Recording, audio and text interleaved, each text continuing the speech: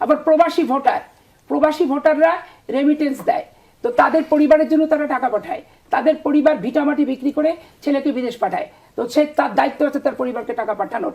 তার জন্য বাংলাদেশের রাজনীতিতে অংশ দিতে হবে, ভোটার বানাতে হবে। কে বলছে? বাংলাদেশের সুখ দুঃখ একটা নিরাপদ জায়গা থেকে তারা প্রতিবাদ করে।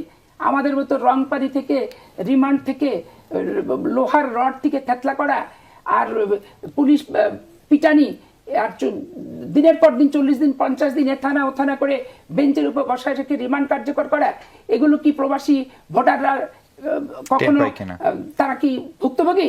তো ভুক্তভোগী না তো ভোটার ভুক্তভোগী হতে যাবে কেন? ভোটের অংশ তার হতে যাবে কেন? এগুলো মাঠ থেকে কি সুপারিশ আসে এটা আগে বুঝতে হবে। ওকে, আমি মানলাম এই সুদানির ফরিনের কথা, আমি মানলাম যে মানে প্রবাসে যারা থাকে তারা কেন ভোটার অধিকার পাবে, কিন্তু এই সুদানি ফরিন তোদের নেতা যে খাম্বাতার এক লন্ডনে থাকে, সে কেমনে ভোটার অধিকার পাবে?